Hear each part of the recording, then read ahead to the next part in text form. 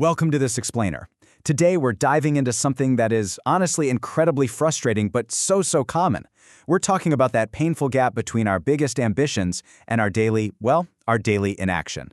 You know exactly what I mean, right? You can picture yourself succeeding. You see the life you want, and it's so clear you can almost touch it. You know you've got the brains, the potential, the ideas. But then, when it actually comes time to sit down and do the work, you just freeze. You wait. You tell yourself, okay, tomorrow is definitely going to be the day. So, why do we dream so big but completely freeze up when it's time to put in the effort? In this explainer, we're going to decode exactly why our amazing imaginations hit a massive brick wall the second real work is required. We're unpacking the psychology behind why you might feel lazy even when your goals are literally sky high. And hey, the good news here? This is not about you being a bad person. It's definitely not a lack of talent. It's all about these deeply ingrained patterns in your brain. And because they were built over time, they can absolutely be rewired. All right, let's get into it. Section 1. The Lazy Dreamer Paradox. To fix any pattern, we gotta see it clearly first. So let's map out this daily cycle of avoidance. And man, this is gonna feel pretty familiar. You wake up, right, bursting with good intentions. You tell yourself, today is the day I finally crush that project. But then, midday rolls around. You grab your phone, just for a second, obviously. You start scrolling. A few minutes turns into an hour, and boom, half the day is gone.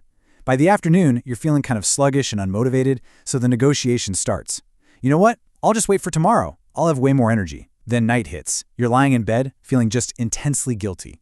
You make all these false promises to yourself to soothe your ego, only to wake up and do the whole shebang all over again. Look, if you're stuck in this loop, you are definitely not alone. But to break it, we need to look under the hood. Which brings us to Section 2, your brain's comfort trap. Okay, we need to drop the guilt trip right now and look at the actual psychology. This behavior, it's not a character flaw. Actually, it's a deeply ingrained biological survival mechanism. You've basically got an internal war raging in your mind. It's a constant conflict. On side A, you have the dreamer. This party you wants massive success, sets big goals, imagines the finish line. But over on side B, you have the protector.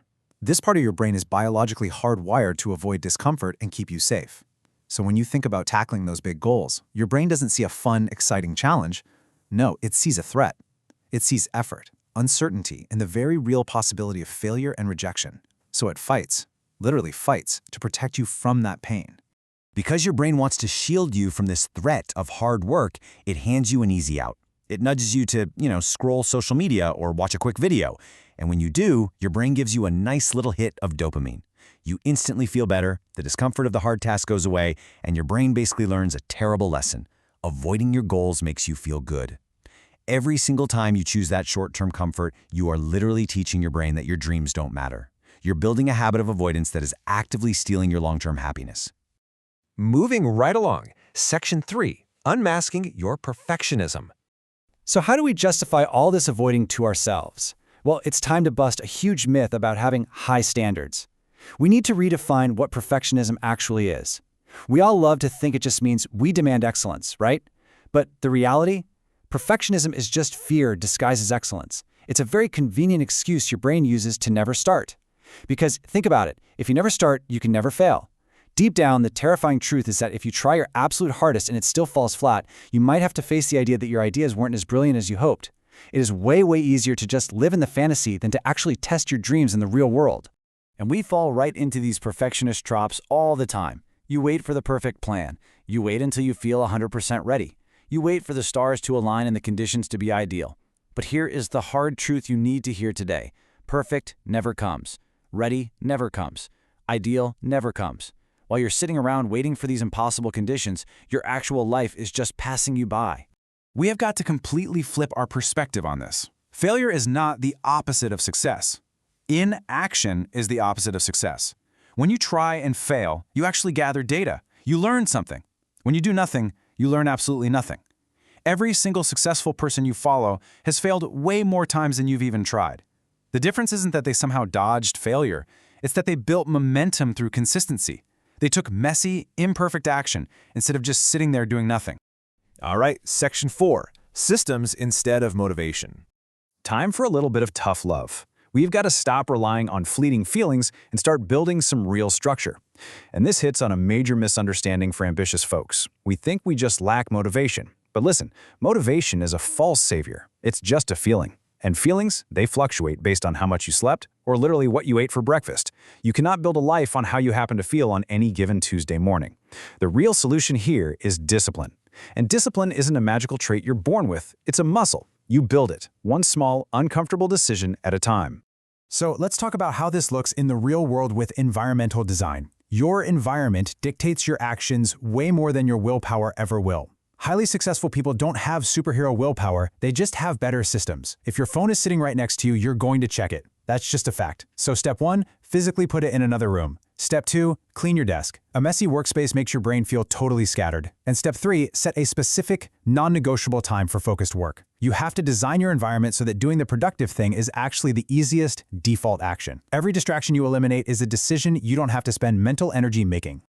Now here's a surprising takeaway that might sting a bit, especially since, well, you're taking in this explainer right now.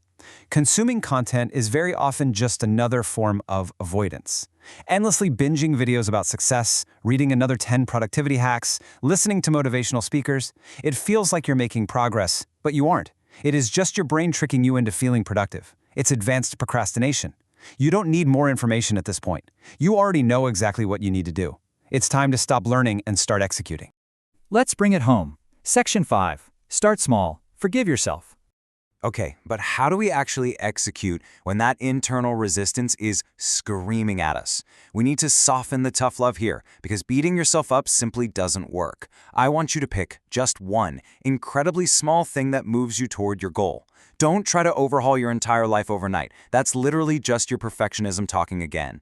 Sit down and work on your project for 15 minutes. Write exactly one paragraph. Make just one phone call. It honestly doesn't matter how tiny it is. What matters is that you take the action despite not feeling like it, because every single time you do that, you are rewiring your brain, proving to it that discomfort isn't actually dangerous.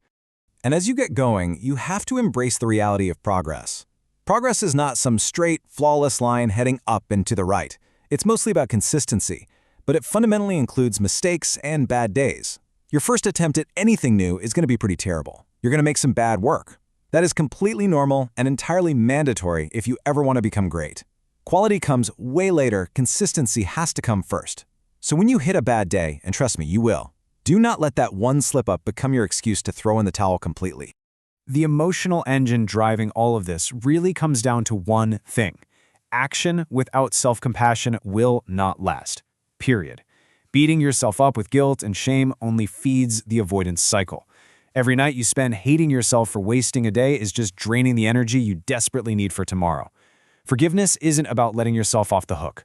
It's about giving yourself permission to try again without carrying that heavy, suffocating backpack of past failures. So here's the truth. You aren't lazy.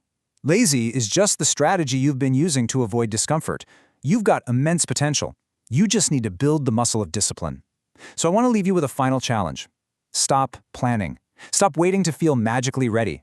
Will you close this explainer right now and take just one tiny step toward your dream? Because that one small action today is exactly how your entire life changes tomorrow. Let's go be that person, starting right now.